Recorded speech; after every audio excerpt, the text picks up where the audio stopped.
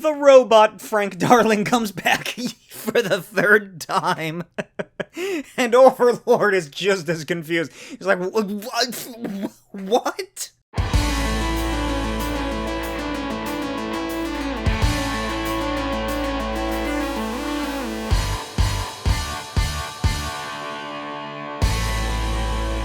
Hey everybody, Blake T. Wilde here, and welcome back to the Comic Schtick Podcast, the podcast where comics are my shtick. As always, I am running behind on the schedule. Because I thought I was once again going to push back the episode discussing Savage Dragon Archives Volume 1. I have all 11 of them. Check out my organizing my comic collection video. Well, you can see all of them sitting there off the camera. But I thought I was going to have to push it back, because last episode I said I was going to do it this episode, and then I realized Peacemaker is coming out. And then I learned Peacemaker is starting on today, August 21st at 9 p.m. EST. Meaning I won't have to be able to watch it until about 7 or 8-ish. So I'm going to have to do what I did before, which is be a week behind every fucking episode. Just like it was last time. God damn it. I thought I was so sure of myself. I was like, yeah, when I get home, I'm gonna watch the Peacemaker episode. I'm gonna do a commentary, post that on Patreon, and I'm gonna do the episode, the Comic Schtick episode. I'm gonna talk about comic news and stuff going on with the Archie digests that I bought when I went to Walmart the other day. And then I discovered that, and I was like, oh man, it just knocked the wind out of me. But hey, that means that we now get to Savage Dragon Archives Volume 1. Out of 10, I think, is what there currently are. Hopefully 11 should be getting printed up pretty soon. But on top of everything else, I am going to be attending Tucson Comic-Con yet again. Back once more is Wilde Comics, where you will be able to purchase for the first time ever the Custodians Agents of Cross issue 3. I'm now realizing I should have had the physical book here to show to you, so here's a picture of the cover. It's like a yearbook. And here's a picture of some pages. Those are pretty cool. Wow, I remember drawing that. This is so dumb. So, if you are interested, if you're in the southeastern corner area of Arizona, August 29th to the 31st, come by and say hi. Pick up some comics, original art, posters. I do sketches as well, head sketches, or just, commissioned artwork. I will be there all 3 days, August 29th to the 31st, and I hope to see some of y'all there. So, this is going to be interesting, because I've had these notes on Savage Dragon issues 7 through 21 sitting on my Google Drive. I think it was like episode 40 of the Comic Schtick Podcast was when I did the Savage Dragon Begins episode, when I first started reading them. Then I just kept putting it on hold, and I kept reading and I kept pushing back the actual episode to talk about them. But now I gotten to the point where I just need to cover it, because I love Savage Dragon, and I'm not afraid to say it. This book has quickly become one of my favorite comics of all time. And yes, I'm very aware of where it goes. I am very aware of what happens in these books several hundred issues down the line. I have most of the recent ones down there. I think I'm behind maybe like 2 or 3 issues, but I am more than aware of what's going on in Savage Dragon at this point in time, and I love it. Erik Larsen is my absolute favorite member of the original Image team, because he just seems like such a down-to-earth guy. He seems truly like a man who just loves storytelling, loves art, loves making comics. And I remember I was binge listening to a bunch of interviews involving him. And great interviews. I highly recommend it. He's insightful. He's fun to listen to. Original. He's not pushing anything like a lot of the other Image guys do in their podcasts. He's just like, yeah, I do Savage Dragon, man. And some stuff here and there for Marvel, I guess. But I remember the story. They were all at some convention, right? All the Image guys, quote unquote, all of them. I don't know. It probably wasn't the full group of them. But they're all at a convention. And there's all the other comic creators and well-known names and everything like that. And they all leave the floor and head up to, like, the hotel or, like, a restaurant or something. And they're all just hanging out, buddy, and all that. Except for Erik Larsen.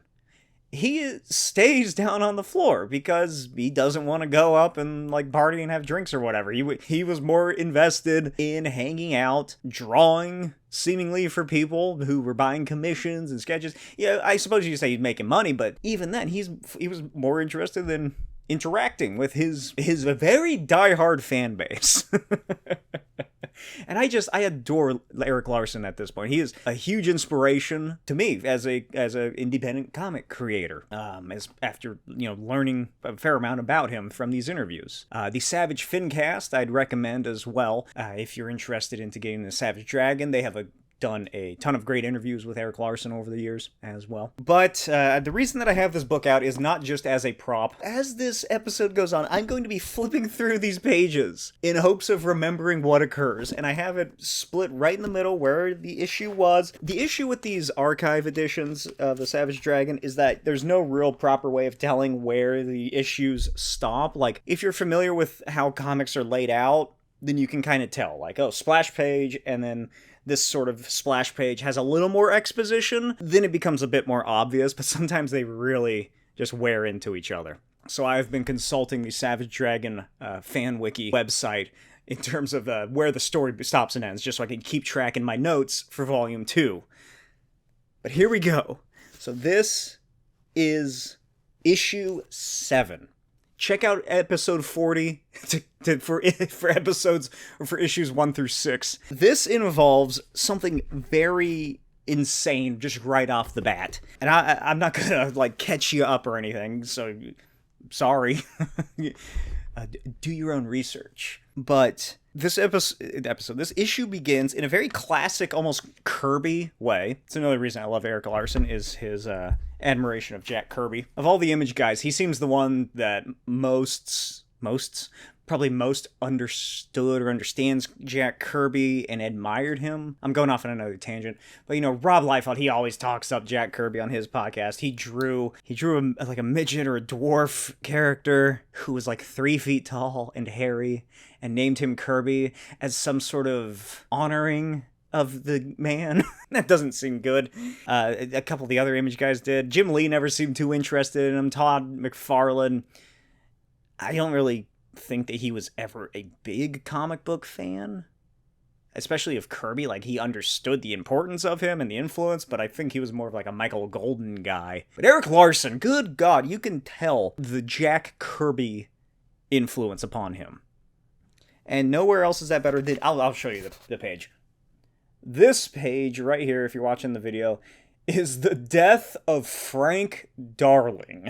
And this is a classic Kirby gimmick, which is issue opens on the right side. So that's page 1. You flip and turn. Boom. Massive double page splash. And that's what this is. Fucking Overlord, the big evil mobster in a metal suit of power armor, similar to Doctor Doom, just fucking demolishes him. He doesn't demolish him, because demolish implies that there's still something left, I think. He just vaporizes him. He Manhattans him. Frank Darling just turns into nothing but a skeleton and dust, ashen, all over the room, all over Dragon, everything. And it's a hectic issue as they fight. Each page is a massive panel of just non-stop violence, non-stop action, and fighting. I've discussed previously enough, or maybe I haven't, I don't know, maybe in person at conventions I might have brought it up, especially when I do panels, just how little I really like comics where the whole point of an issue is just a big fight. Because typically they're not done very well. There's no real build-up. I'm not a fan of prolonged fight scenes in books unless it's telling a specific story moment. But I will argue against Death of Superman, because that's just a bad book. But this, it's a build-up.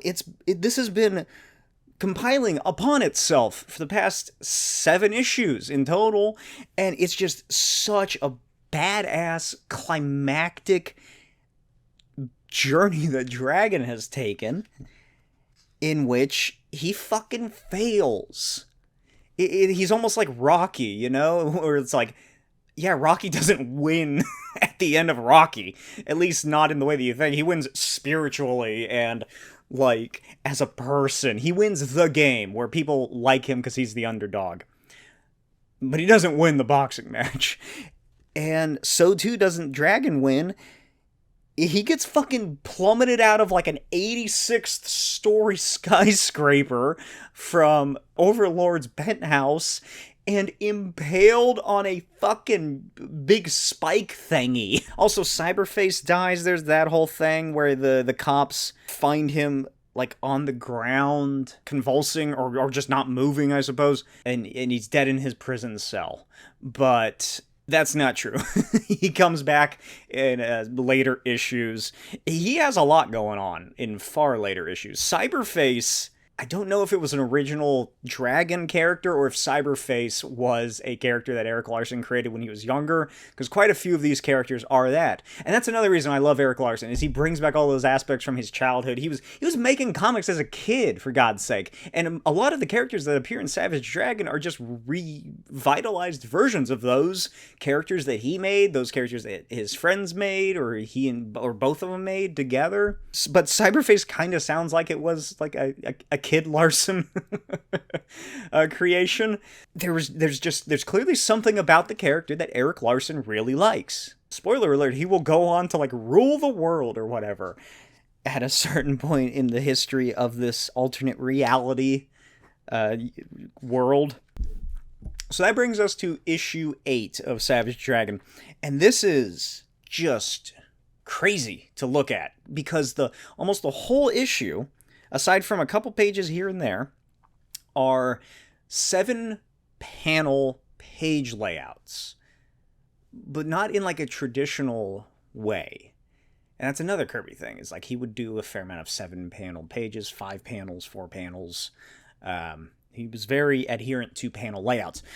But this is almost like Larsen is working against... Oh yeah, also I almost forgot to say Savage Dragon lost his hand. He gets his fucking hand just completely removed by Overlord. But this is almost like Erik Larsen working against the image critique of the time of having anchors on the page. Not news anchors, actual anchors. Well, not actual anchors. He's not just drawing a bunch of ship anchors. So, if you're unaware of what that means, if you look at a lot of 90s image art, there's typically one big figure, like on this side or on that side, wherever it's at, in the middle, whatever. But that's the anchor. And that's the figure that means that you can get a lot of money when you sell it to collectors. And then elsewhere, there's like boop, boop, boop, boop, panels around. Who cares? The main reason you're looking at the page, the main reason that you're probably going to be buying the page, is to have that anchor on it. But what Larsen does, and something that I was inspired by for my own comics, is this. Again, I'm showing you the images. As you can see, this is how just about all the pages are laid out. 7 panels, 1 large vertical panel on both the left and the right of each page, and then 6 smaller rectangular panels along the inner of the pages. And I was so inspired by just the visual of this. I still don't know what it is that Dragon lands on. It's just like a protruding spike off of a dome. Like, I don't know what it could possibly be. I guess it's part of like a nearby skyscraper, maybe? It doesn't really matter, honestly.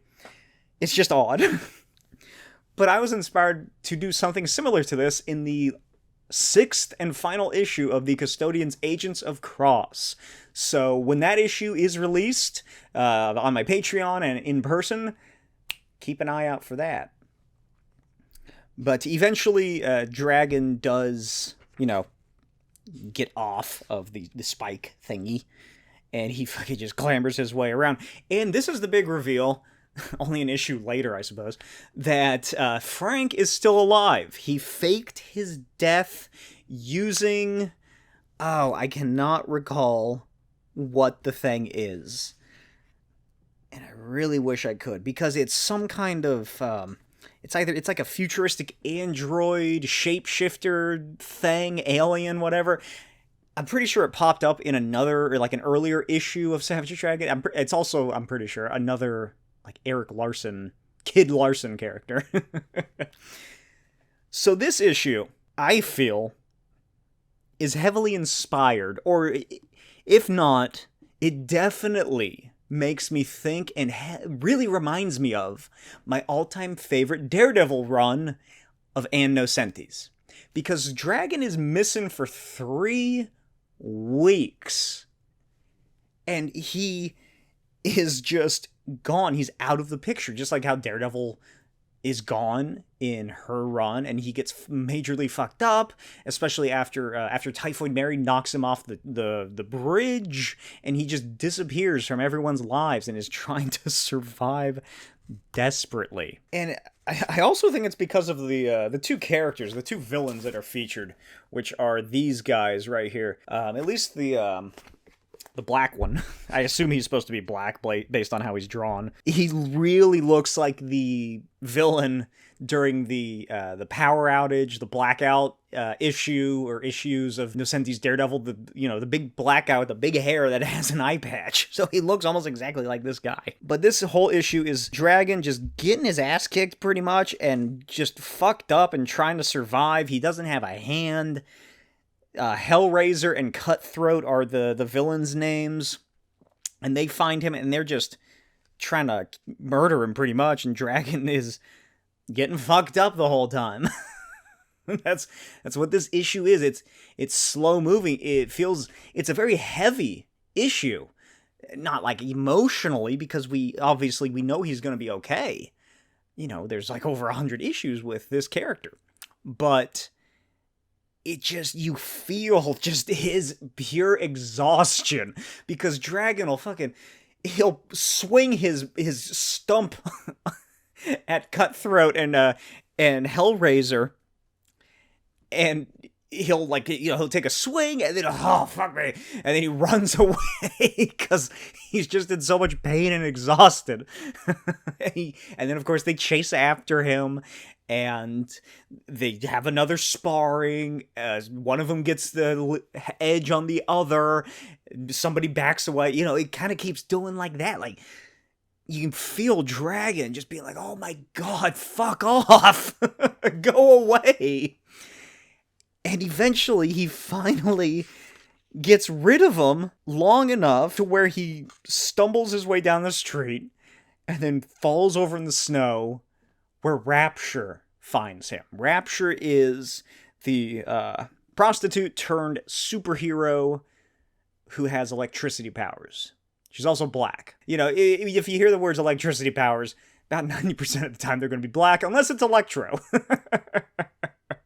He's breaking the mold, that Electro. This issue also, this issue and the previous issue, establishes a character named R. Richard Richards, which, if you can't tell, is a J. Jonah Jameson analog. Bald black guy who screams about how terrible Savage Dragon is. Or, I'm sorry, just the Dragon. Savage is the adjective for the title, so just Dragon. So issue 9 involves Dragon being taken to the... Nurse Ann Stevens is the alternate ego, or the avatar, I suppose, of Mighty Man. Mighty Man is Erik Larsen's take on Captain Marvel. Sort of a mixture, I suppose, of the old version and the new version, but it's mostly the post-crisis version of Captain Marvel, I think, because it's not like it's 2 unique characters. It's still seemingly her mind in this massive superheroic body. It's a neat concept. I really do like the originality there, where I probably discussed this when she first appeared, but it's a woman who has essentially the powers of Shazam instead of becoming whatever happens to Mary Marvel, I suppose. She instead just becomes the template of Mighty Man. But they arrive there. It's this whole little ordeal where they're just talking about him recuperating, thanking him, blah, blah, blah, blah. Then there's a knock at the door. And Super Patriot blasts inside, literally. His arms distend, his mechanical arms, into 15 different weapons on each hand. And he just starts blasting And it's this insane fight, just hectic. Looking at the inked pages, it's just phenomenal how much is going on. And my God, would I not want to be the colorist on these issues. Anne gets knocked out of the window as Rapture and Dart try to kind of stave off Super Patriot. It's Super Patriot, of course. You're supposed to be like, well, what the fuck's going on? Isn't that guy, isn't he like technically a good guy?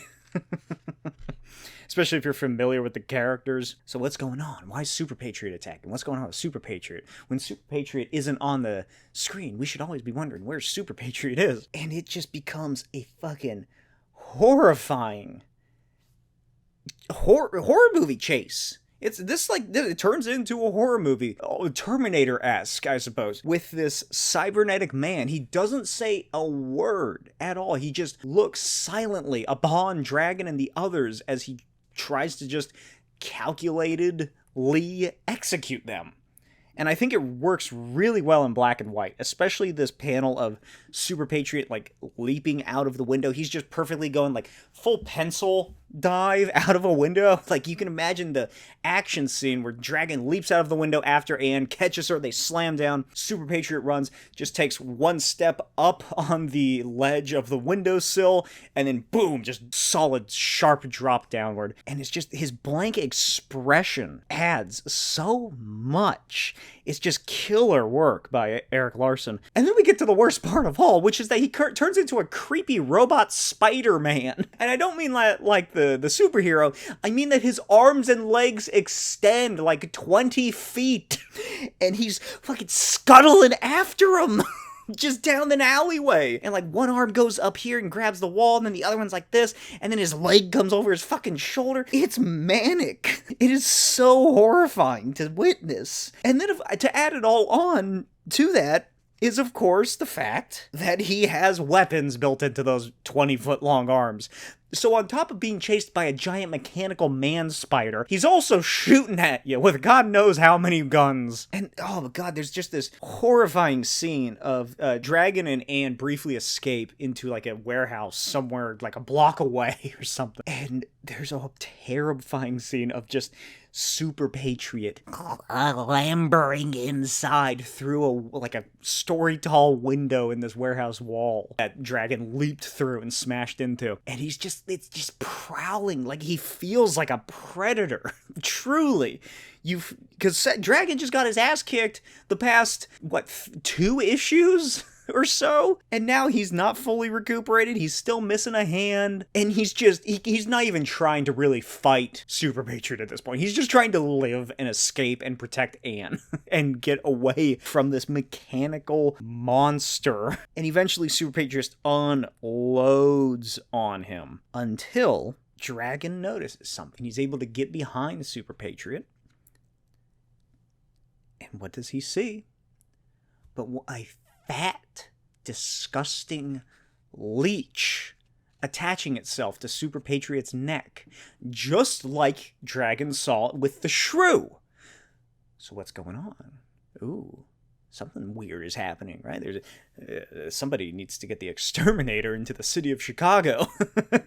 They got a leech problem. And then Freak Force show up, Mighty Man, Dart, Rapture, they all catch up after everything's done, of course. And he's like, well, gee, thanks for the help. Reading through this, I am picturing in my mind David Harbour voicing Savage Dragon. I think that his version of Hellboy is kind of close to what he could possibly do as a live-action Savage Dragon. He has that deep baritone voice, but he also has that sort of aloofness to him that Dragon does for the most part. But he also has, he has enough personality, Dragon. That's what I really love about Savage Dragon compared to all the other Image characters. I like Spawn. I have what are they called? The Vault editions of like the first 12 issues of Spawn.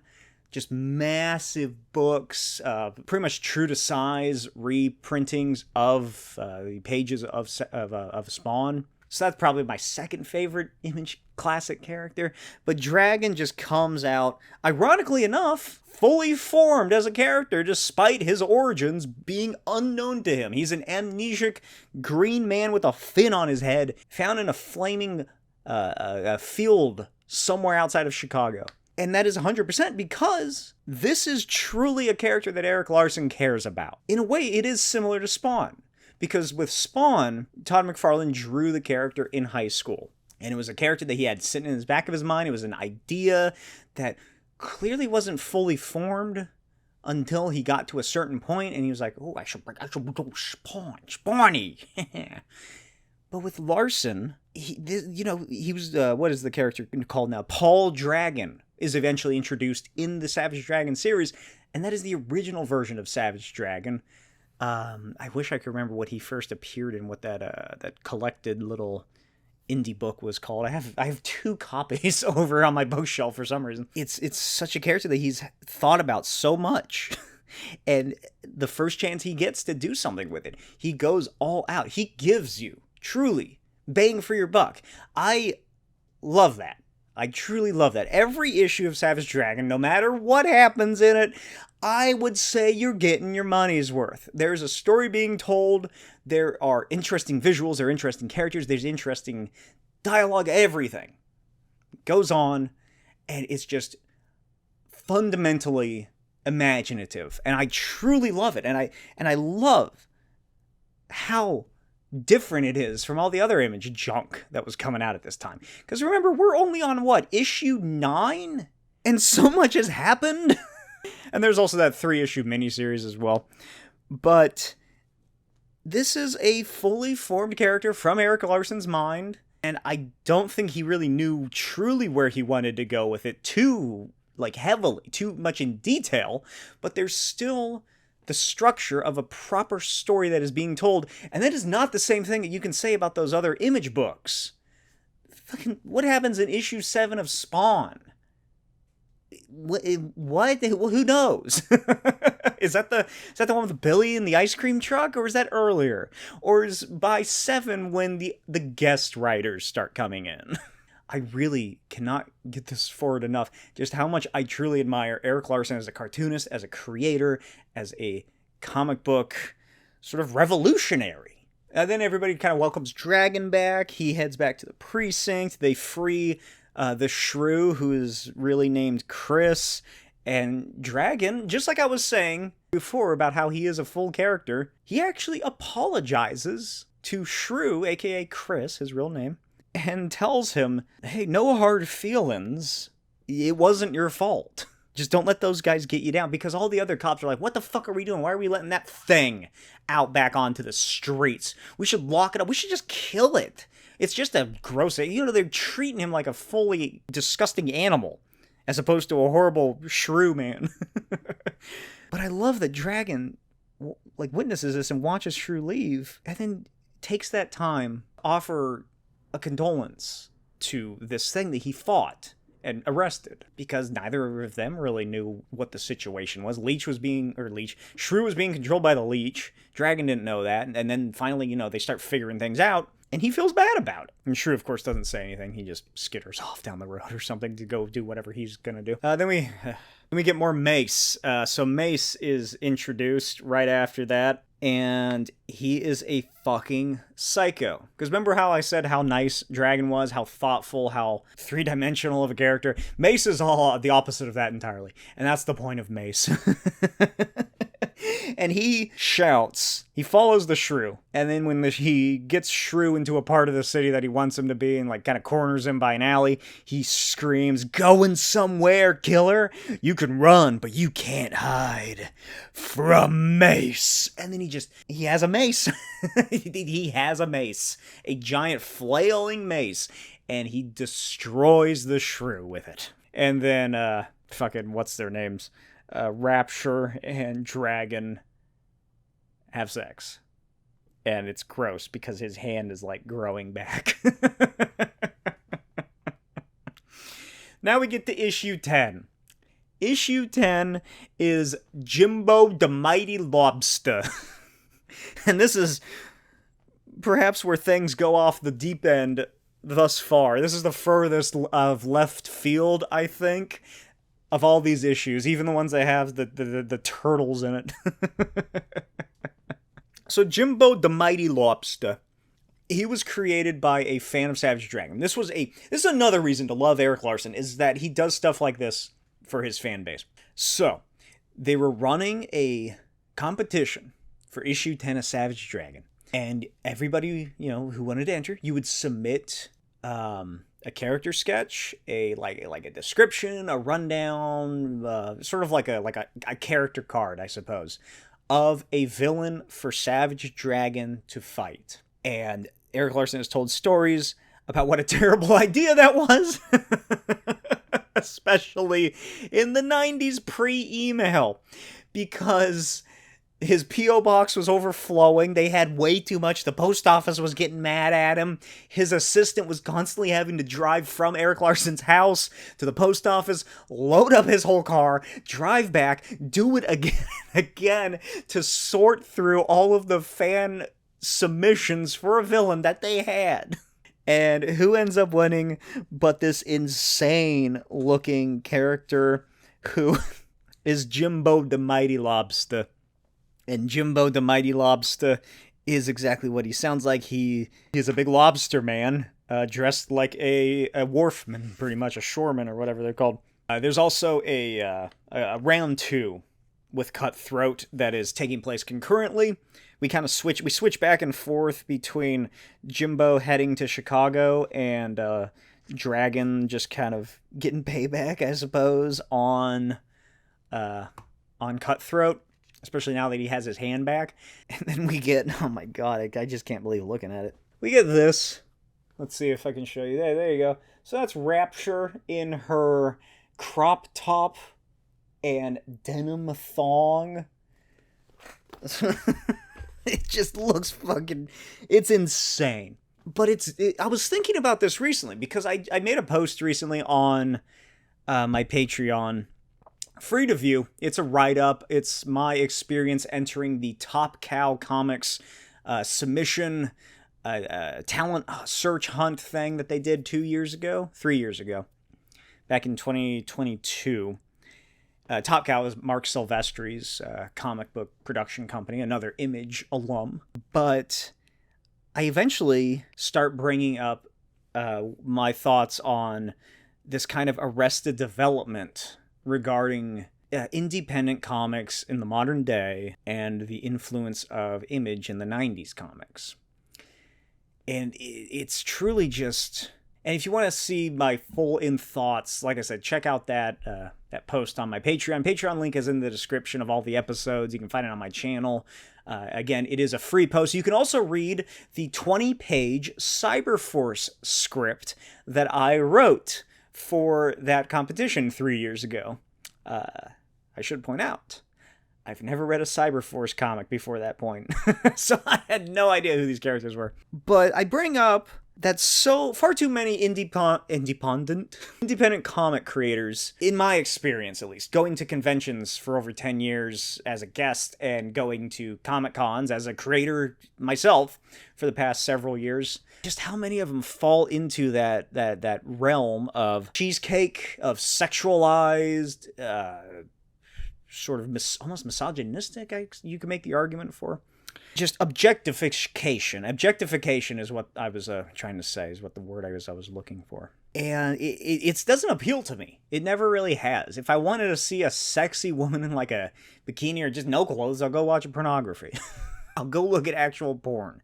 If I'm reading a comic, I want a story. I want an actual story. I don't want pinups. I don't want cheesecake. I don't want stupid sex jokes. I want an actual story to be told to me. And I don't want it to be obnoxiously pin-up artwork that has nothing to do with anything other than sex sells to horny dudes who read comic books. But this is an example that has been coming to mind, this and everything else that's in Savage Dragon. But it doesn't annoy me the same way that all these other ones do. Could that be my bias towards Erik Larsen? Possibly. But I also think that Erik Larsen does what the other ones aren't, and that is that he is still telling a story. That infamous issue where Dragon explodes cum, Malcolm Dragon explodes cum all over his I can't remember if they're married at the time, his partner, and she goes like flying across the room or whatever. That's ridiculous, but there's still a story that's being told. There's a difference between when Larsen is doing it, I feel, and then when someone else is doing it. When Larsen's doing it, it's very tongue-in-cheek. Like, this is ridiculous. All of the women's costumes, at least in this, like, the early years of Dragon, are fucking ridiculous. They're just bikinis. They're one-piece bikinis, maybe with some, like, holes here and there. But they're just absurd. It's truly absurdist. Look at just how big Dragon is. His shoulder width is like 5 feet. It is a ridiculous stylizational choice. And like, it does nothing, really, for me, or for, I don't know if it might have done something for somebody. But when I look at this, like, sexualized picture panel of Rapture walking up to Dragon saying, "Listen, I want to apologize for the other night. I'm sorry I freaked out. It won't happen again. It's just, well, that was pretty damn weird, you got to admit." And she's wearing that denim thong, essentially, her cut-off shorts that aren't even shorts anymore. And the tank top where you can see her nipples through it. That's not, like, the primary focus, even though he did draw it in. It's pretty funny. It is funny to look at. It feels more real, I think. The sex and whatnot in Savage Dragon, ironically enough, funnily enough, to me, feels like the most realistic depictions of sexual content in a comic book that I have ever seen. Because either comics don't do it, and they just purely abstain from it, like they're goddamn celibates listening to the Jonas Brothers, or they go very far, and then you have something like Stephen Sedgwick's work, which is romanticism meets BDSM and fetish stuff.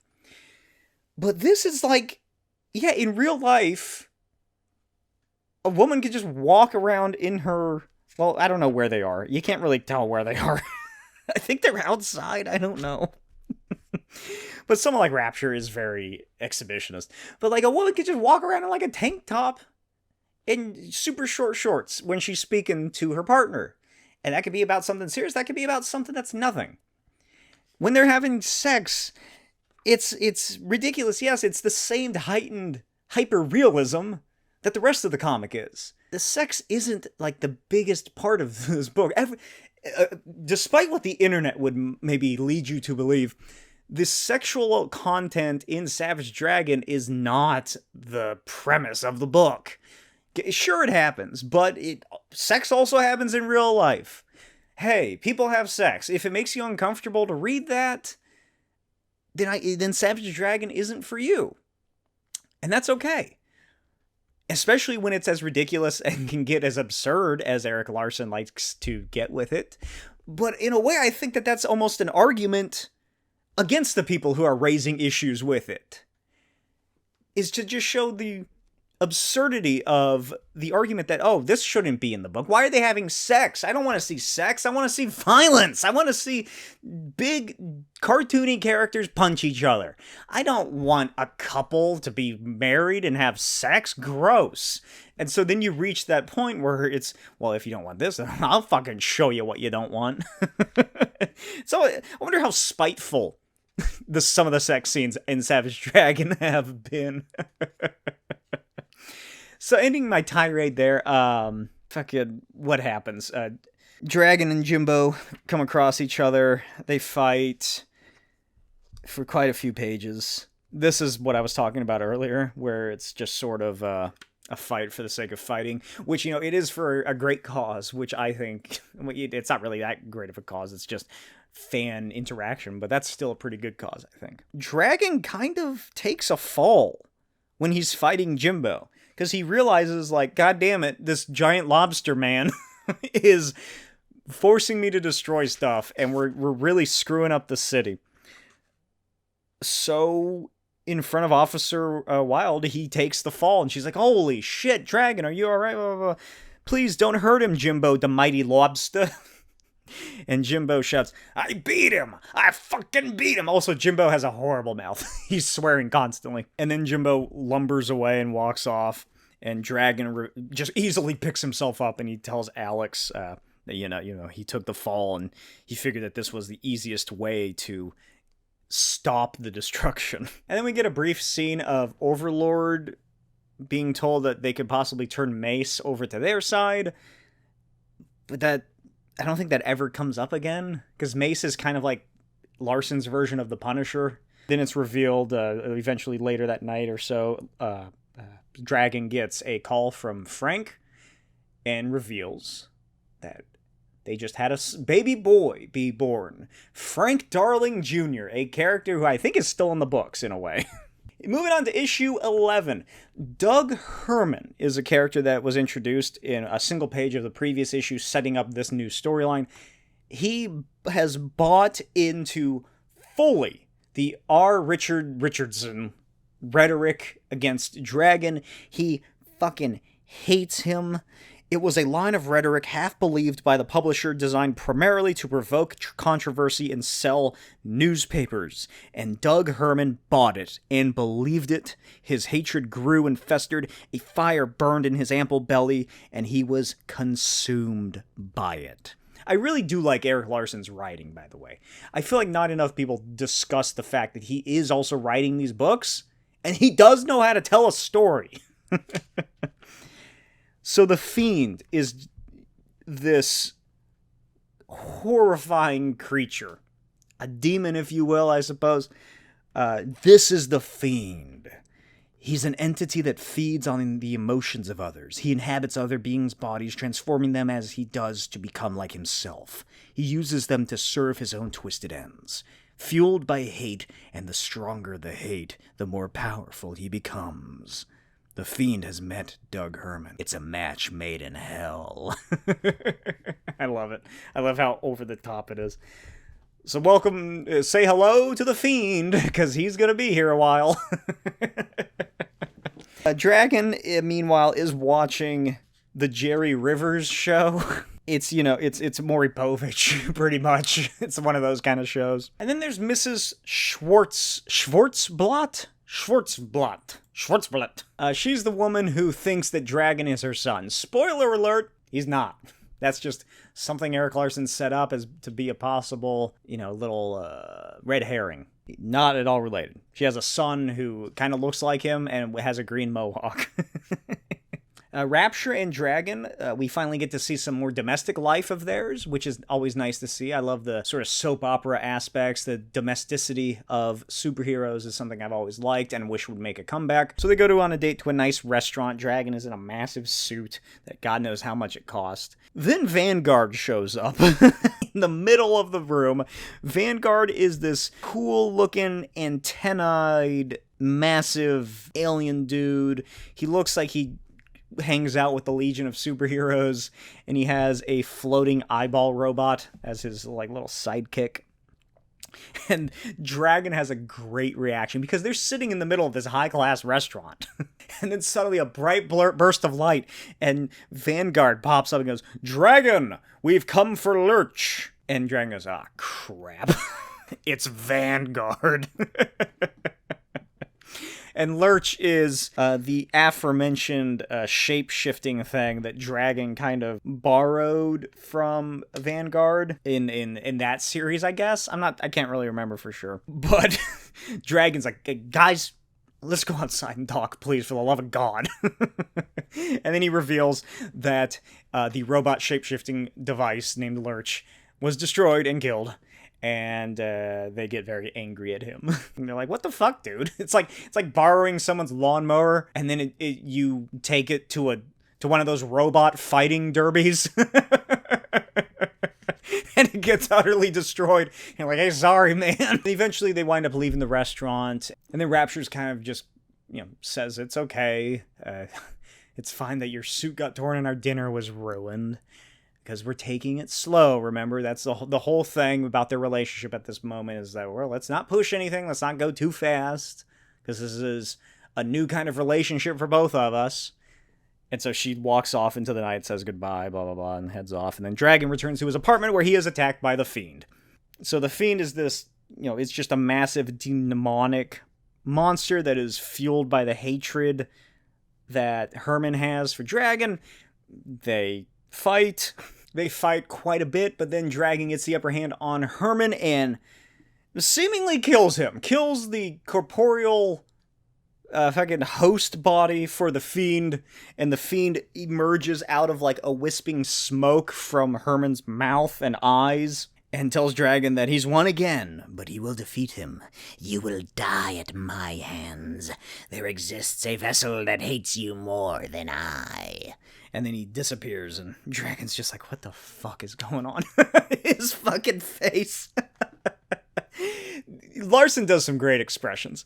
I fucking love it so much. It's just, Dragon just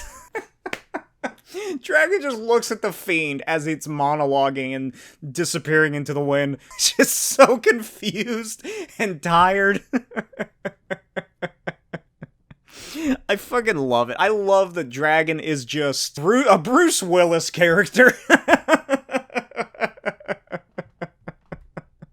It's so fucking good. Issue 12. We're into issue 12. Almost there, and this is probably going to be quite a long video. So issue 12 has some opening with Mighty Man fighting a villain, and Savage Dragon rocks up, and, they kind of briefly meet. And there's some neat little hints, because like I said, it's Mighty Man's alter ego is Nurse Ann Stevens. It's not yet revealed that she is Mighty Man, but the dialogue says, what is it? I'm concerned about possible spinal damage. I'm going to grab an ambulance and train medical personnel from the Hillman Hospital. You do that, MM. I'll make sure this trash is properly disposed of. That was my terrible Dragon impression.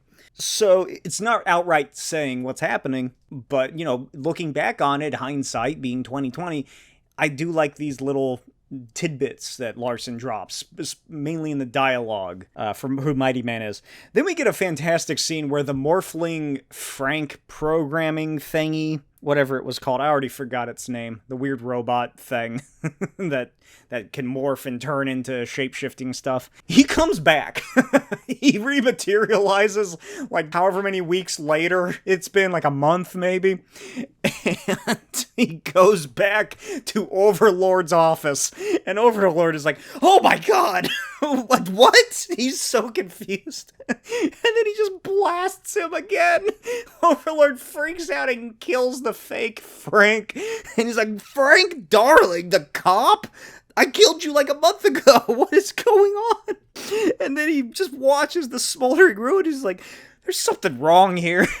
So fucking good. It's so funny. Then there's a villain that looks like the Big Baby, the Charles Burns character. But it's also, I don't know what it is. It's so weird.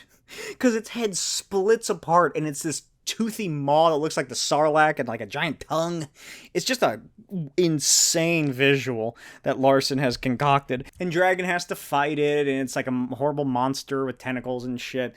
She-Dragon makes her first appearance, so she is officially introduced in the book. Savage Dragon is just as confused about the She-Dragon as everyone else is. So Savage Dragon issue 13 is an odd one, because I'm pretty sure, if I remember correctly, that this is Image X month, which is it's a story that's intertwined within this Savage Dragon issue. Image X month was when the Image creators, the original core group, swapped the books that they were doing. Jim Lee did Savage Dragon. I don't remember what the other ones were. I don't remember. I don't. But that's seemingly what this is, because the Wildcats are here now. Erik Larsen did Wildcats. And, yeah. It's Maul, Grifter, Zealot, Void, Spartan, and their diminutive older man who leads them named Marlowe. Jacob Marlowe, who is Jim Lee's honoring of Jack Kirby. He is a 3-foot-tall man who has old white hair and smokes big cigars. Love you, Jack. I could not give less of a shit about Wildcats, or really the storyline that has to do with them briefly appearing. And then they keep showing up. We tag team them both. We get to see it's issue 13 intertwined with the Wildcats doing their stuff.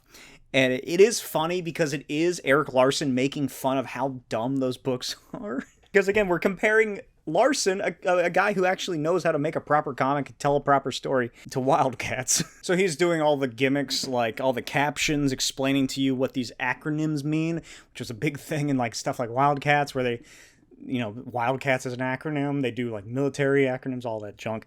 So, for example, Marlowe is telling the Wildcats who are going on vacation, "You all ready to roll ASAP? Asterisk. As soon as possible. I got a couple of cases loaded in the plane. BYOB. Asterisk. Bring your own beer." Just dumb stuff like that.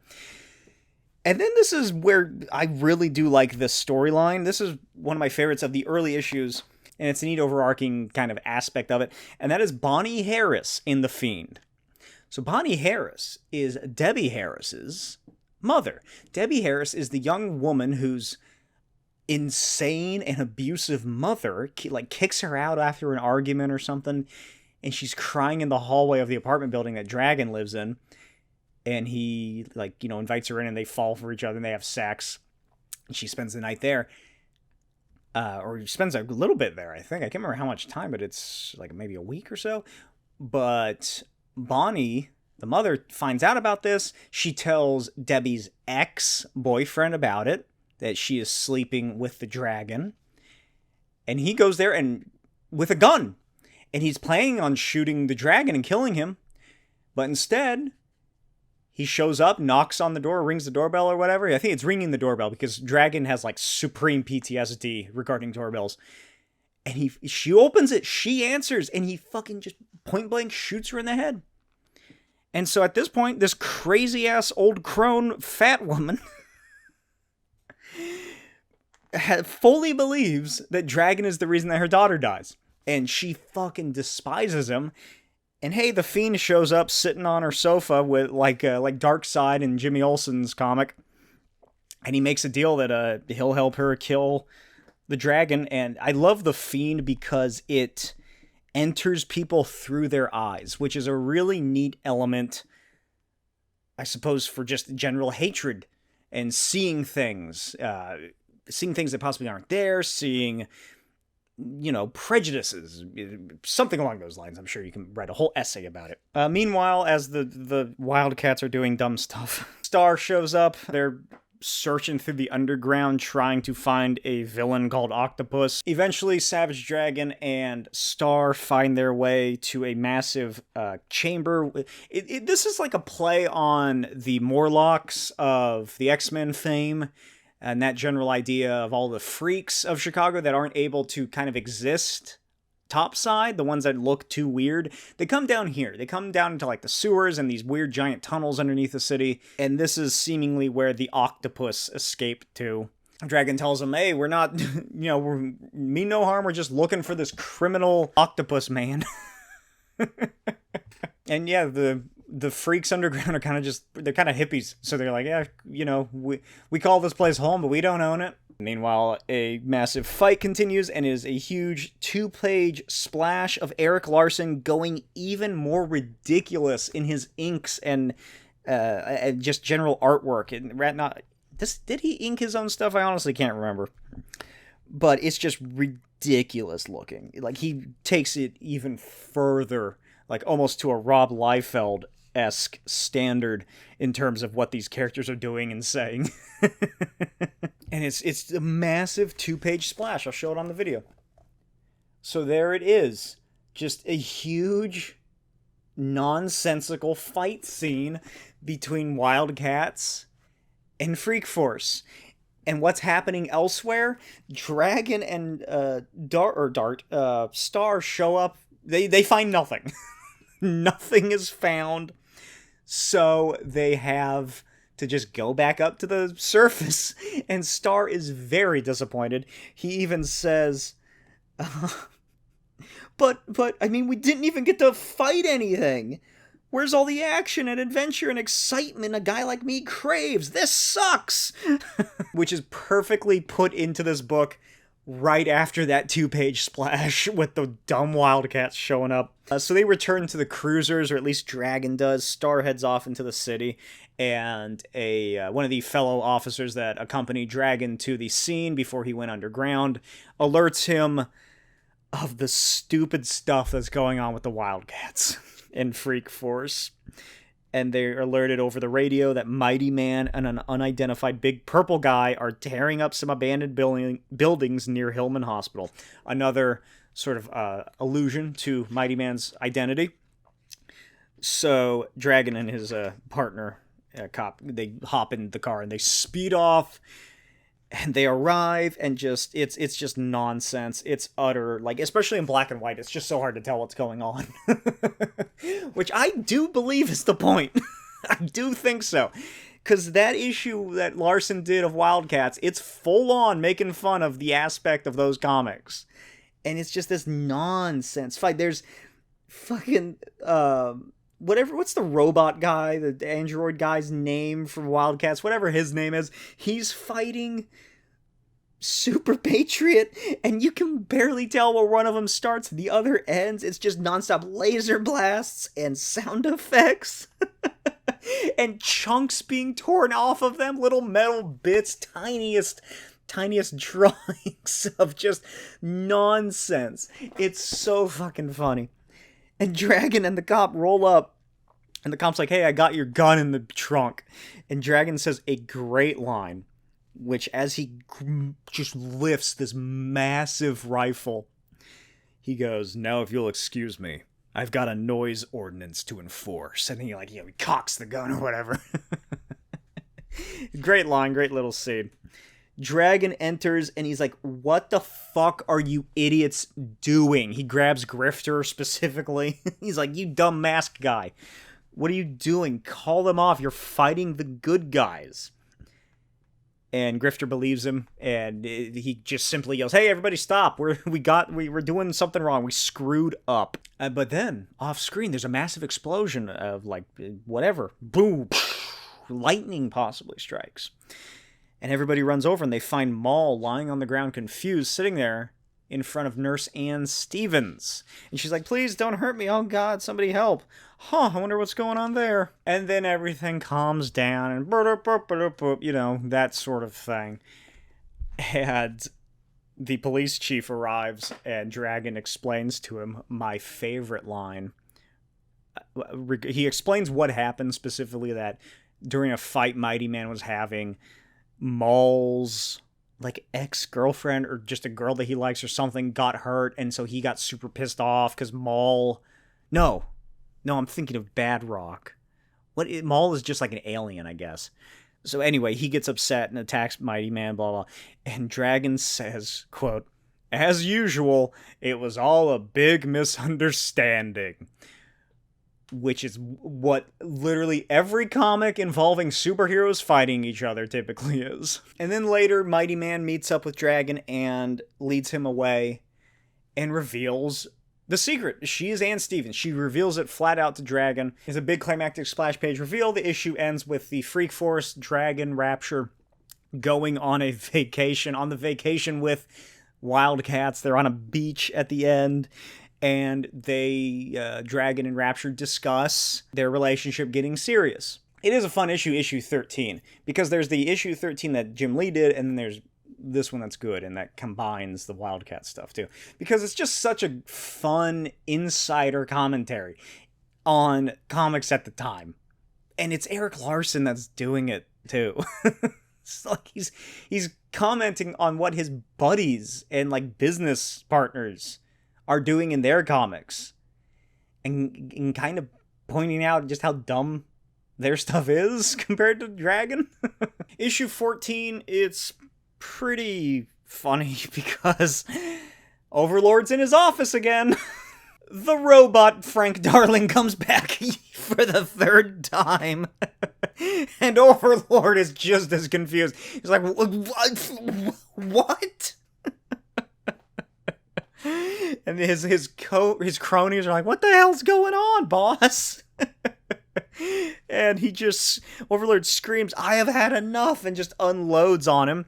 And that is when the robot Lurch kind of attacks him, and fucking, he really, like, he learns what's going on, I guess, over, like, the past 2 times he learns how to defensively react to the blast. So he just reveals himself to be a crazy robot guy, and they fight and then knock him out of a window. So I really like that issue. Well, not really, but I wouldn't want to read it again, but it is a fun issue. Issue 13, both issue 13s, I suppose. And honestly, I don't really care about this issue because it does involve Vanguard doing stuff. And I don't know what it is. I'm just not a fan of Vanguard. I'm not a fan of Lurch the robot unless it's confusing Overlord. Then I really like him. But it's Vanguard and Dragon and Star, and they're trying to capture the robot Lurch because it's essentially it's gone haywire pretty much. And this is also where it's revealed that Mrs. Schwarzblatt's son is not Dragon. He appears in this book. But eventually, at the end, they get a lead regarding Octopus, the weird tentacle baby man. And Dragon and another cop arrive at a warehouse. They get a tip off or something. They get called in. So they head out. Dragon enters. And then what should fall upon him from the rafters? But a leech, and it snaps onto him, and he fucking murders his partner. He just fucking destroys him. He destroys the whole goddamn building. Also, we have Skullface, the less interesting of the face-related characters, I think, tracking down Frank Darling. Skullface, he's a man with invisible skin. He's not an actual skull. His skin and muscle and ligaments and blood vessels and whatever else are invisible. Everything except for his skeleton and his eyeballs, I guess, and his hair. Imagine what his pubes look like. His groin area. That'd be weird to see. A skeleton with pubes. Anyway, he has been tasked with tracking down Frank Darling because after the 3rd time, Overlord realizes that, hey, maybe I got tricked. Maybe that first Frank Darling isn't really him. Let's look into this. So he eventually tracks Frank down, and there's a big fight between just kind of normal dudes and Skullface. And then Dragon is taken over by the leech. He fights She-Dragon, who happens to have been following them.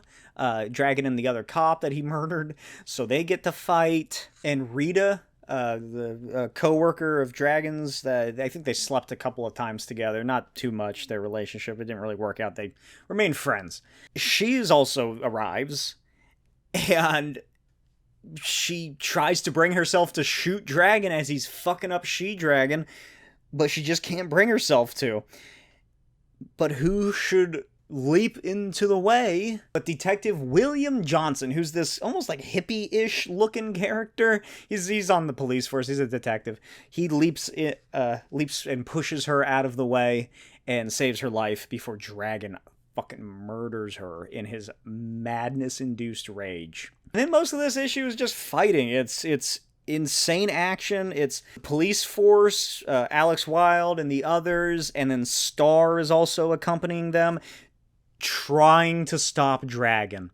And this is a really interesting, I guess, sort of foreshadowing moment of what's going to happen once Savage Dragon reaches triple digits in the series, and you learn who Dragon actually is. Not using, I suppose, the full extent of his powers, or at least the extent of his powers at the time, maybe. But they can't fucking take him down. They can't stop him, as he's powered by the leech. Mace is also there. Issue 16, it continues the fight. Frank fucks up Skullface. It's not going well for him.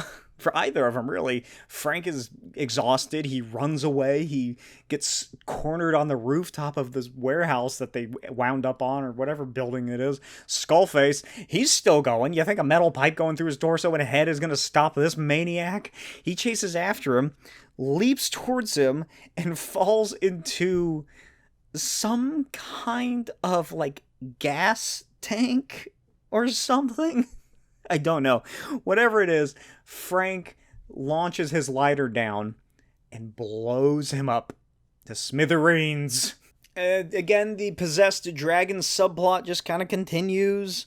They're fucking fighting him. Mace hits him and shit with his mace. And eventually Dragon does regain control of himself. The leech gets destroyed and knocked off or whatever. And he realizes that in the midst of the fight, nearly killed Alex Wilde. And she lies in rubble, like half beneath of a fucking side of a wall, bleeding and partially unconscious. And he races over. And then her boyfriend shows up. And it's like, what the fuck is wrong with you? What do you do? Like, who are you? Go away. Leave us alone, you monster. The streets are in total ruin. Police officers that are nearby are kind of turning against him, Dragon. Elsewhere, back in New Orleans, I forgot to say that Frank Darling moves to New Orleans, or at least escapes away there to have his son be born and all that, to get away from the vicious circle. Back there, the police of New Orleans find Skullface's corpse. Just burned to a charred husk from the explosion. And Dragon's rampage ends with 13 people dead, 46 injured, and R. Richard Richards demands that Dragon be held accountable as he publicly airs his grievances. After the fight lasted almost 12 hours, they were doing this. Those issues were taking 12 hours to fight Savage Dragon. Then the Schwartzblatt woman is reunited with her son. Detective Johnson's just flipping through channels at the precinct sometime after this, and Dragon walks by and watches it and sees it briefly. This is when Mace is arrested as well. But the most important thing is that Dragon and Rapture are continuing their relationship. They are together. Lingering outside is the Fiend, who has taken this horrific form from Bonnie Harris, and she looks like Mrs. Noby from Evil Dead. You know, the fat old woman that lives in the cellar. Evil Dead 2, rather. She looks like her, and I really like the design. It's very off-putting. It's insane to look at. And then we get a new introduction of a villain named the Horde. So the Horde is where those leeches come from. It is a humanoid figure made entirely of leeches, and it is disgusting to look at. It's made out of just oozing crud. I assume that's what it probably sounds like. Wears a hood for some reason. Why does it wear a hood? It plans world domination from the shadows. So issue 17 picks up pretty much immediately after issue 16. She-Dragon is spying on regular Dragon, and it's established that she hears voices in her head. We get some sexually charged images, specifically a panel of Rapture and Dragon having sex in the shower, and then the follow-up after that as they get ready for work, which I really like. Domesticity. Alex is still in the hospital, so we're dealing with that. Then Dragon, stuff's just not going well. People are turning against him. He's having to deal with dumb villains. And then he heads home to his apartment and unlocks the door and finds a horrific, ghoulish, sexier version, for some reason, of the Fiend in his now destroyed apartment. I don't know why the Fiend is now a sexy woman, other than it's maybe supposed to be like a ghoulish form of Debbie, maybe, or something, because it's not the big fat gross version. It's just like, she's pretty cut. It's never really brought up. I can't really think of a reason that the Fiend is now sexy for some reason, other than maybe it was easier to draw. Because I don't know why. I don't know why. It just suddenly switches form. It looks more like the normal, misty, Smokey version of the Fiend that we've seen before, interacting with people before it possesses them. But I don't know. I don't know why. There is also some stuff going on with the villains. The Vicious Circle, Cyberface is brought back or revealed to be all right. He's doing whatever. But the most interesting aspect of this whole issue is that the Fiend possessing... Maybe it's supposed to be like she's emaciated. Maybe it's Bonnie as a demonic version of herself, but she's just emaciated because of all the energy that's lost or something. I don't fucking know. Because looking at it, it's drawn far skinnier, and you can see like the bones kind of protruding out from underneath the skin, which Larsen doesn't really do for the female characters. So that's different. So maybe it's something like that. But it's really fucked up. And I really like this issue.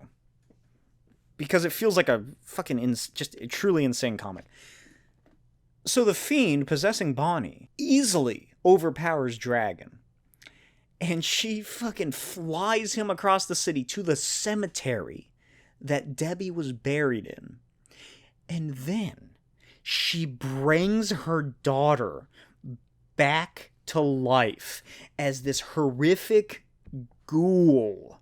And screams, "Time to get up, dear, rise and shine," as she, becomes fat again for some reason. But Debbie just erupts out, and it's just this skeletal skin just tautly pulled across a corpse's skeletal body with the bullet hole in the rotted skull. And Dragon is just freaking out. He is having a just panic attack, and he's like, what the fuck is happening? And the Fiend screams for her daughter to kill him, to get back at him for her death.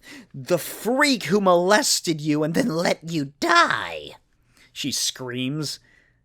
But then, in a tremendous subversion by Erik Larsen on a fantastic page turn, Debbie's corpse instead hugs Dragon.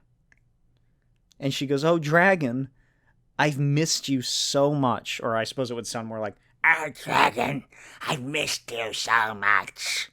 With a little less lips.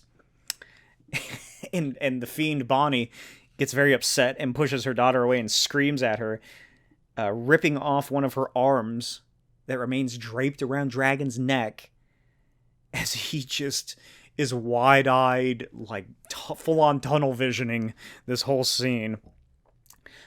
Then instead, because her horrible, grotesque daughter isn't following her commands, she brings other characters back from the dead, and they erupt out of the cemetery grounds. "These are the people you murdered on your latest rampage." They all attack Dragon as Debbie realizes that she is dead, and she also realizes that her mom is now a monster. Dragon easily defeats the zombies, and the Fiend jumps into the fray and just begins smashing Dragon almost to death. And he calls out to her or he calls out to Debbie as she's screaming from her horribly rotten mouth, like, "Mom, stop, I love him, stop, please, it's not his fault." But she won't stop, and Dragon just goes, "Debbie, help me, please." As this zombie young woman is crying to her demon mother to stop beating up her massive, green, fin-headed kind of boyfriend. It's insane scenario. And eventually she does stop once she has Dragon, his whole head just clasped in her massive hand. And Debbie's like, "Mom, what are you doing?" And her mother goes, "Oh, he's been screwing prostitutes. He's no good. He's evil." Shit like that. And Debbie tells her to kill him. And she's like, "Yeah, that's what I'm talking about." And Dragon is like, "Debbie, please listen to me. Your mom told your crazy ex-boyfriend to go to my place. He's the one who shot you at my door. He was coming to kill me because of your crazy fucking mother." And so she's just fucking kicking Dragon's ass. He escapes briefly, and they fight, but the Fiend's, like, energies combining with Bonnie's fucking just pure hatred for Dragon. And she doesn't only hate him because he was with her daughter. She hates him because he's a freak. And she outright says, freaks like you should be taken out and shot, burned at the stake, chopped into little pieces, and flushed down the toilet. But, you know, probably a fair amount of that is the Fiend embellishing or paraphrasing her true feelings. But she's full on, like, it's pretty much like anti-mutant sentiment for Marvel. It's anti-freak sentiment. And she prepares to finally strike the killing blow on Dragon as she has him in his grasp. And Dragon pitifully asks Debbie why she wants him to die, when all that he ever did was care for her and help her and love her. And her mother has done so much worse, yet she's on her side. And Debbie looks at her and says, so we can be together in heaven forever. And Dragon looks up at her and goes, do your worst.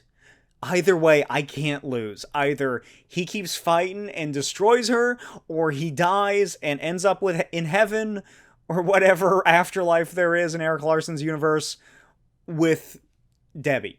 And he has a pretty good afterlife because he likes her.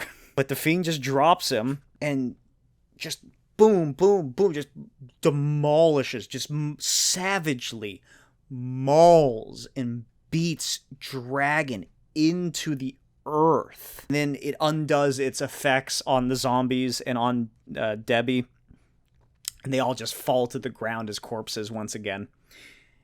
And the Fiend promises that it will be back once it finds out how to make sure that it can ensure that Dragon dies and goes to hell and does not get anywhere near her daughter. And then flies away as Dragon's just destroyed body lies in the middle of the cemetery. Sometime later in issue 19, Officer Niceman is abducted by the octopus as he and another cop are searching through just some sewer tunnels, and Dragon bursts out of his full body cast, which will not be the last time he does this. And he's fully recuperated now. He's come back. He's also, like, in the same room or next door to Alex, so she, meanwhile, is in a wheelchair at this point with, like, you know, casts around her leg and her arm and whatnot. So she just watches her friend just bust out of a body cast and march out of the hospital. She's like, God damn it. You gotta teach me how to do that. I love their relationship. They're such fun characters together. They're good friends. I really like them. The police continue searching for the octopus, who is truly revealed to be this... He kind of just looks like Doc Ock. He's like a fatter, more cartoonishly stylized Doc Ock looking guy, except he does have a octopus beak in his chest and tentacles. I didn't really explain it that much previously, just because we don't see too much of him. It's always just kind of discussed. He appears here and there. But yeah, he is horrible looking. And they find his secret laboratory in the sewer system, where inside they discover Cyberface, who has, like, been locked up in some kind of stasis chamber thing because he was meant to testify against Overlord. So he's been locked up in here by the Vicious Circle.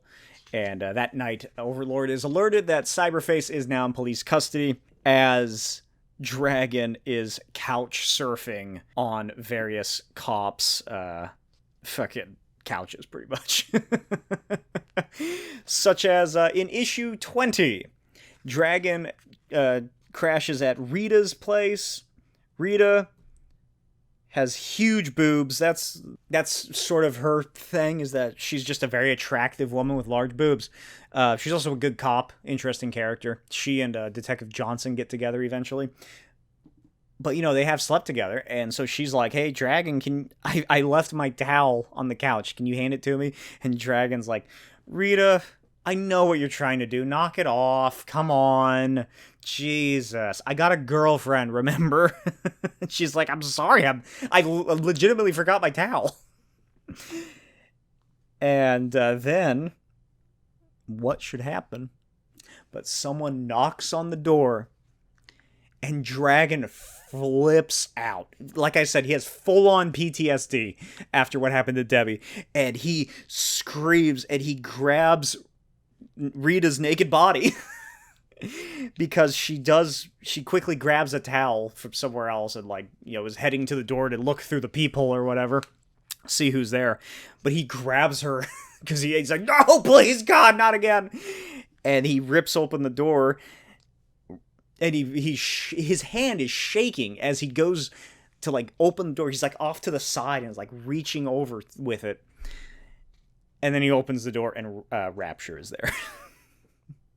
And she's like, what the fuck is going on here? What are you doing with my boyfriend?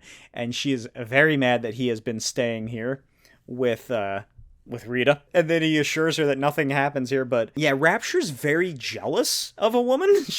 Even though she is a huge flirt, so she gets very pissed off and causes Rita to cry. She makes her very upset by calling her horrible names and whatnot and talking shit. And then she marches off, and later, oh my god, who are these people? Just the vicious circles, dumb little cronies break into the police precinct to try and kill Cyberface and release Octopus, mostly to kill Cyberface. So they just cause absolute havoc on the police precinct. Some of the cop characters that have been established get killed. Captain Stewart, for example, is horribly killed by this volcano man. And then back at the apartment, as Dragon is readying himself and arguing with Rapture, what's her name? Rita runs out and she's like, the precinct's under attack. We gotta get going. So they all race over. Alex Wilde is feeling better and finally out of the hospital, even though she shouldn't be here. She winds up there eventually. Anyway, and Dragon and Rita arrive to find the precinct under total siege. Dead cops everywhere. Just freaks killing people. And this is when Detective Johnson takes a bullet for Rita. He pushes her out of the way as an energy blast from, who's this? Megatech just fucking goes for Rita, and he falls to the ground. You know, we're kind of led to believe that he dies, but obviously that's not what happens. But he does pretty much believe that he's going to sacrifice himself for Rita Metermaid. I should have brought this up sooner. Her name is Rita Metermaid, and she's quite lovely. It's a Beatles reference. So Dragon and Rapture pretty much are able to handle this all by themselves. They just fuck up all the villains from the Vicious Circle. It's revealed then that Frank Darling has come back to Chicago, and he appears with a massive rifle in hand and says, "Game over, creep." And then he fucking blasts one of the main villains that is causing this attack and just fucking shoots him to death. Just destroys him. And the rest of the remaining Vicious Circle attackers surrender as the police regain control of the precinct. Frank and Dragon have a one-on-one back and forth, and Frank is like, yeah, I've seen this shit before, Dragon. They're gonna be coming back, so we gotta get ready, and we gotta either get ready and hold this place, or we gotta take the fight to them. So they go and find Cyberface downstairs, I guess, who reveals to them that Overlord lives in his armor, and it's like mechanically adapted to his DNA, his body, whatever. The Vicious Circle totally depends on Overlord. So, you know, if something happens to him, the Vicious Circle is kaput, because it would just be a bunch of infighting immediately after that power vacuum is emptied. Then Cyberface reveals that he can help defeat Overlord, and he'll testify against him if they give him his freedom, because he was one of the designers of Overlord's armor, and tells them everything they need to know about the weak points of the armor and Overlord's massive Vicious Circle command center in the city, his big skyscraper place. And then we get a crazy looking 2-page spread of Dragon and a bunch of cops, just SWAT gear decked out, fucking crazy looking weapons. That's what I really like about Erik Larsen's guns as well, because, you know, the Image era of 90s comics, you think of like the crazy dumb cylinders and big square blocks of Liefeld and all of them. But Larsen's guns are equally ridiculous, but at the same time, they do look like they work. So they fly in a chopper and argue and discuss Forrest Gump. You know, that hot new movie that just came out. And eventually the SWAT team arrive and rappel down, Strike Force style, enter the building of Vicious Circle, and surround Overlord, where he is sitting there waiting for them. And then, God almighty, about maybe 15 to 25 floors of this building explode. All of the upper floors are just destroyed by a massive expulsion of energy from Overlord's armor. The next issue opens up with this insane 2-page splash of just pure silhouettes. Here, I'll show you on the video for you. Silhouettes of skeletons of the SWAT team and Dragon, who obviously isn't going to be affected, and then Overlord at the center. All of them are wiped out. The helicopters in the air above, they're fucking destroyed. They go down. Everything around them is destroyed. Dragon is rocketed away to the one surviving chopper and lands on board, his skin melting off, and tells Frank Darling, who is in the chopper with him, he's like, we're fucked. The whole team is dead, dude. I need some guns. Give me some fucking guns. And as Overlord stands over top gloating, Dragon leaps back out of the chopper, fucking just firing a submachine gun, and like strikes Overlord midair and rockets him back down into the destroyed penthouse skyscraper. And it's just such a fucking sweet and intense battle scene, which I love that it's kind of anticlimactic, because we got a big battle between them early on. You know, when Dragon loses his hand and gets plummeted out of the building, that's like the main thing. This is just kind of round 2, and it doesn't take that long, because Dragon, using Cyberface's intel, is able to disable Overlord's, like, all of his fail-safes and pretty much his armor, so he can't use his force field. He deactivates the flight functions. Overlord can't use his weaponry, and then he fucking shoots Overlord through the mouth, because Overlord's mask, it's all covered up except for, like, the eyes and then the mouth. Boom. One shot just goes straight through his fucking head, and he plummets off of the building. And as this is happening, this is how much of a storyteller Erik Larsen is compared to the other Image guys. Because all the other Image guys, they wouldn't take this time or effort to do this. They would just be like, boom, he's dead. Look how crazy that is. Splash page, dead. But as you can hear like the music change and see the slowing of time, if this was a film, of Overlord's dying body falling from his ruined kingdom, his veritable Tower of Babel. And we get a flashback told in small panels of Antonio Seghetti. And again, it just goes to, I think, prove my point that he is a far better storyteller than any of the original Image comic guys. And this is also the big finale. This is the final issue. This is issue 21. Antonio Seghetti was 8 years old when he killed his first man. Fat bastard was banging his sister in an alley, and she was screaming like a stuck pig. Then he was a stuck pig. And Antonio took his first ride in a police car. He was 12 when he joined a gang, when he was first incarcerated, when he swore it would never happen again. And then it's just a massive panel of just his life, or a page of just his life, and, you know, what happened to him. Killing became a way of life after a while. It wasn't such a big deal. He stopped thinking about it. And then it was Antonio's turn in an alley with someone else's sister. He'd said she was asking for it. As was the grocer he beat to death. Nobody got in his way. Nobody kept him down. He went straight to the top. And when the freaks asserted themselves, a phone call was all it took, and the problem was dealt with. Even if it cost him his second-hand man. The mafia fell in Chicago. The vicious circle took its place. Antonio Seghetti had job security, and nobody got in his way. Nobody. And then the big final panel or so is him striking against that big spike that dragon hit. So this is just, it's fantastic. I fucking love this. I love Savage Dragon.